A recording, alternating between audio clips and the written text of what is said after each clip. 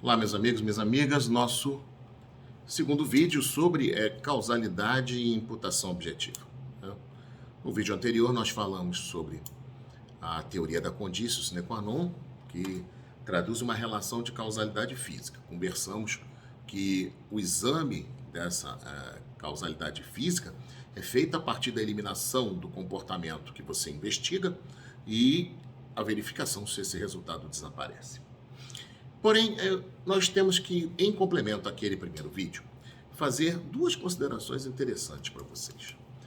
Em direito penal, vocês têm que tomar muito cuidado com alguns detalhes que aparecem no caso, tá? Por quê?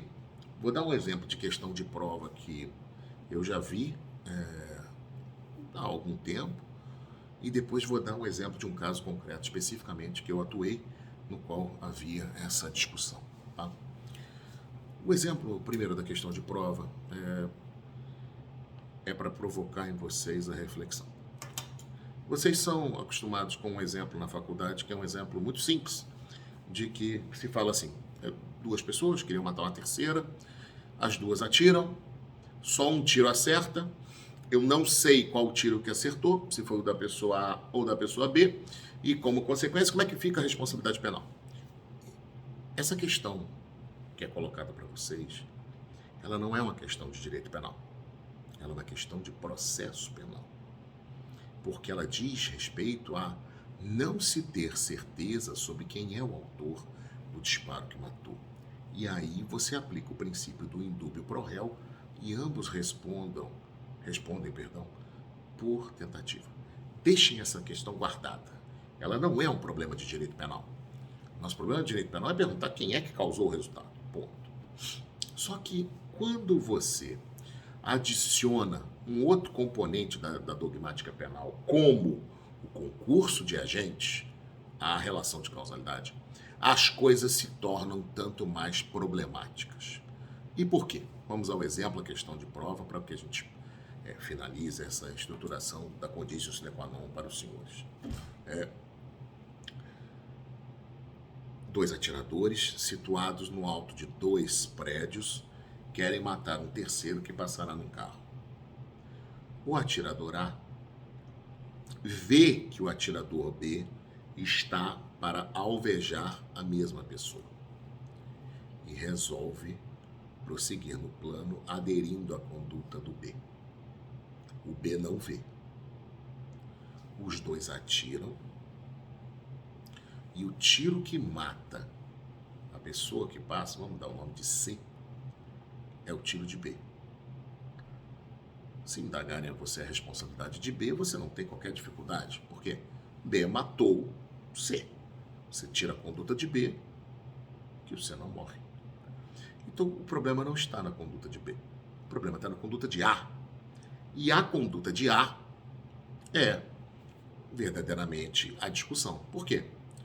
Porque a gente fica na cabeça com a ideia de que concurso de agentes, os dois sujeitos têm que chegar, vamos cometer um delito? Vamos! Então agora vamos, pronto. Mas não precisa disso. Você pode ter adesão de vontade durante a realização do fato, antes que ele se consome, e você reconhecerá concurso de agente, num caso como esse. Então, o que se pretende discutir nesses casos é que, se o A aderiu à conduta do B para prosseguir na empreitada criminosa, o A há de responder sim, pelo crime que B consumou. Tá ok? Agora eu vou mudar o exemplo e vou dar um caso concreto no qual eu atuei. O caso envolvia alguns policiais e eles fizeram uma perseguição a um sujeito que furou uma blitz e num dado momento, eram 3 policiais, um dirigindo, um no banco do carona e o outro no banco de trás. Num dado momento, o do banco do carona começa a atirar, o de trás passa a atirar também, e no final até o motorista atirou contra o para-brisa dele. Não vou entrar na discussão se havia tiros vindos do outro lado, mas o fato é que não foi encontrada a arma com o sujeito que foi morto e tinha tiros disparados pelos 3. No processo, a denúncia tinha sido oferecida nos seguintes termos: o cara que deu o tiro, que matou, homicídio doloso consumado. E os outros dois, tentativa de homicídio.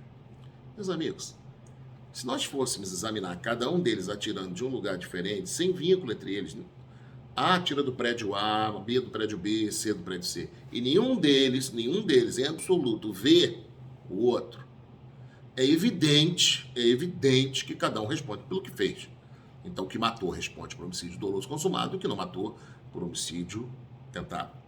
Só que é diferente nessa questão, porque quando um começa a atirar, o outro adere à conduta dele atirando também. E o motorista auxilia a que o tiro se torne um tiro mais fácil, mais eficaz. Isso quer dizer o quê? Quando você adiciona concurso de agentes num problema de relação de causalidade, você vai ter que ver quem é que aderiu a quê para poder saber o que pode ser atribuído no resultado. Tá ok? Por quê? Porque a teoria monista do concurso de agentes diz que todos que concorrem para o crime respondem pelo mesmo crime na medida de sua culpabilidade. Então é perfeitamente possível a atribuição do resultado, ainda que não tenha sido efetivamente o cara que produziu. Ok? Bom, vimos então a condício, mas tem uma pergunta ainda em cima da condício sine qua non. Diz lá o artigo 3 assim: o resultado de que depende a existência do crime somente é imputável a quem lhe deu causa. E aí eu vou perguntar a vocês, esse resultado mencionado é resultado jurídico ou resultado natural? Meus amigos, a condício sine qua non, tal como ela surgiu, ela é uma teoria que trata de causalidade física. Ocorre que alguns autores, tentando dar uma atualidade ao Código Penal, passam a dizer que o resultado que é relevante hoje para a existência de crime é o resultado jurídico, ou seja, o perigo ou a lesão para o bem jurídico tutelado. Porque sem perigo não há, obviamente, que haver responsabilidade penal. Então, esses autores que defendem isso dizem que o resultado que deve ser interpretado ali é o resultado jurídico. Autores como Fernando Galvão, como o saudoso Luiz Flávio Gomes, defendiam essa abordagem. Todavia, com as vênias que eles merecem, a teoria é uma teoria de origem causalista, de origem na dogmática causalista. Então, ela é pensada sob o aspecto da causalidade física. Por isso, ainda majoritário no Brasil que a questão do artigo 13 caput trata da causalidade física. Pois bem, só que, então, é controvertido, mas existe uma posição ligeiramente majoritária no sentido de que o resultado que é mencionado ali é um resultado natural, um resultado de modificação do plano dos fatos, perceptível aos sentidos, tá? Pois bem, dito isso, é óbvio que quando a gente pensa em relação de causalidade no artigo 13 caput, a gente está pensando de uma forma bastante simples. Uma causa, um efeito. Uma causa, um efeito.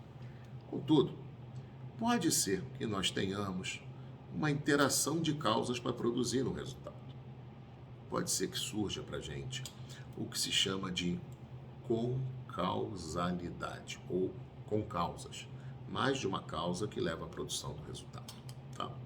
E essa concausalidade pode motivar algumas dificuldades para a gente. E por quê, Palero? Por uma razão muito simples. Quando você tem causas interagindo, você gera dificuldades sobre será que o cara sabe que essa causa vai interagir? Quer ver um exemplo fácil? Eu queria tão somente cortar o braço do sujeito, não queria matá-lo, mas eu não sabia que ele era hemofílico e ele morreu.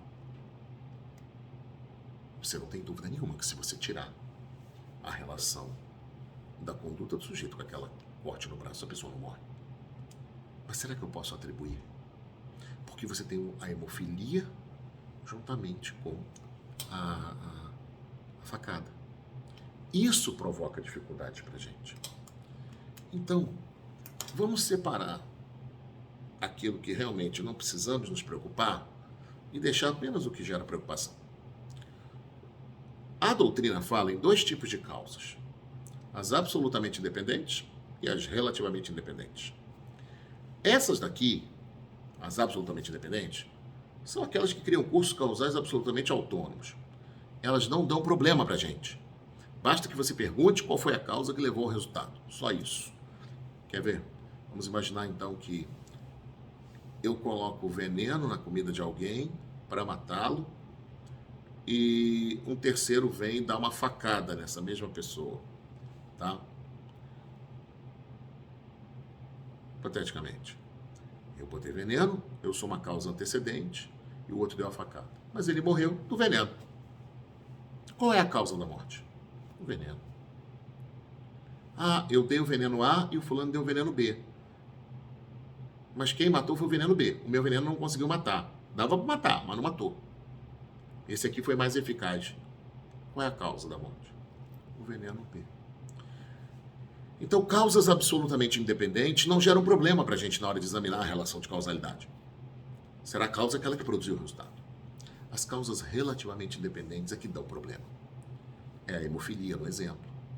É o cara morrer de infecção generalizada no hospital. Essas têm uma interação entre a conduta inicial do sujeito e o resultado. Para essas, o legislador prevê o artigo 13, parágrafo 1º, que eu vou ler para vocês e aí a gente vai entender a discussão. Mas vamos lembrar um exemplo de 13, parágrafo 1º, que vocês veem na faculdade. Vocês provavelmente lembram-se do exemplo da ambulância. O fulano A dá um tiro no outro para matar, ele entra na ambulância, a ambulância sofre um acidente e ele morre de traumatismo craniano. O fulano A responde pela morte? Aí diz, não, por quê? Porque é uma causa superveniente, causa posterior à conduta dele, relativamente independente, tem alguma relação, ou seja, ele só vai estar na ambulância porque tomou o tiro, mas que o resultado é por si só produzido por aquela causa. Sim, traumatismo craniano não tem nada a ver com tiro. Então você tira a imputação. Quero chamar a atenção de vocês da expressão imputação. A superveniência de causa relativamente independente exclui imputação. Veja que no artigo 13, parágrafo 1º, nós não temos mais nexo de causalidade. Não é exclui a causalidade, é exclui a imputação. Pois bem, percebam desde logo duas coisas.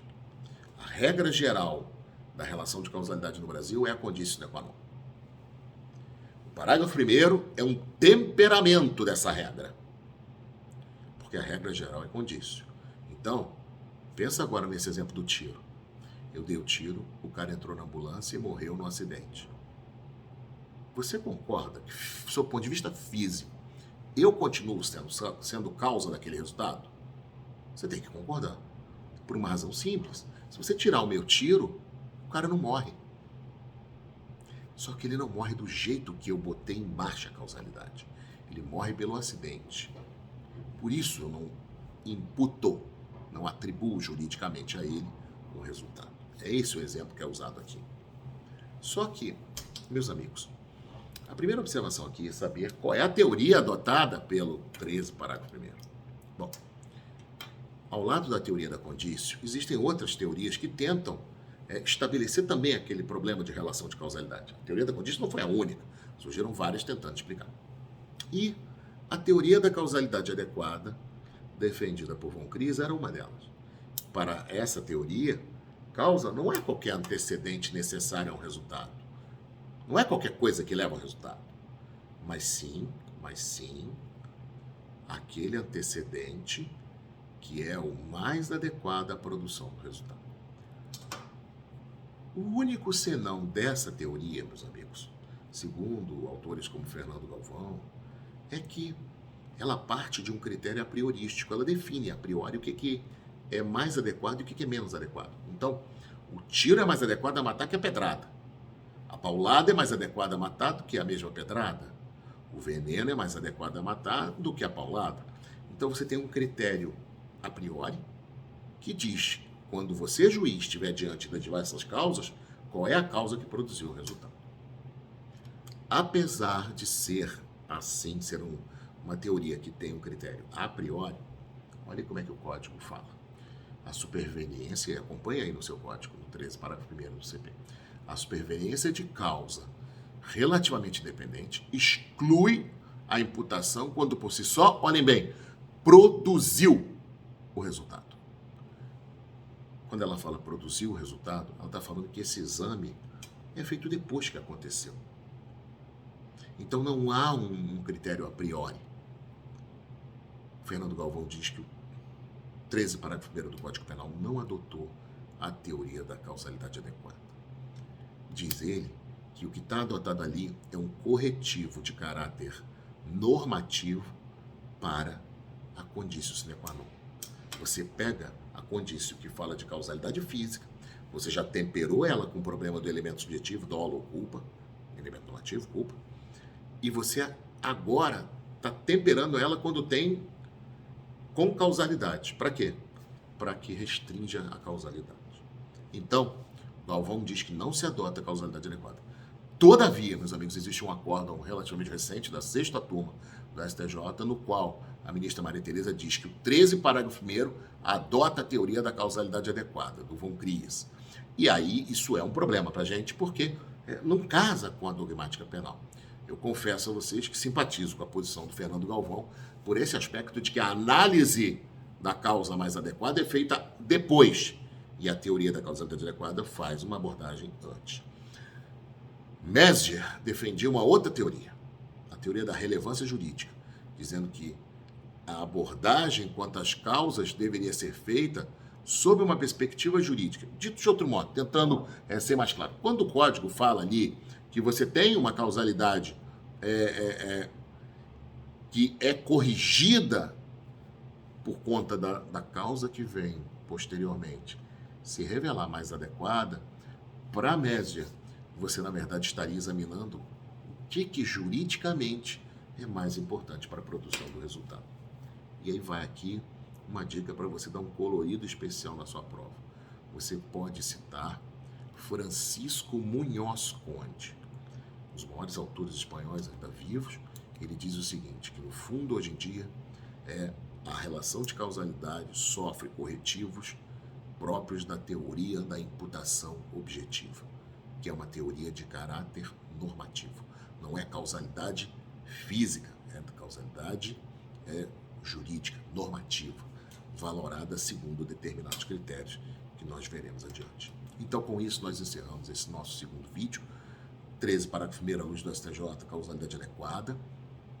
É um corretivo que só fala de causa superveniente. Então, no nosso próximo vídeo, a gente vai falar, e as antecedentes? E as causas concomitantes que não foram reguladas pelo legislador? Como é que elas ficam? São reguladas pelo artigo 13 caput? Ou são reguladas de algum outro modo? Como é que a doutrina resolve isso? Ok? Então, pessoal, até o nosso próximo vídeo e um bom estudo para os senhores.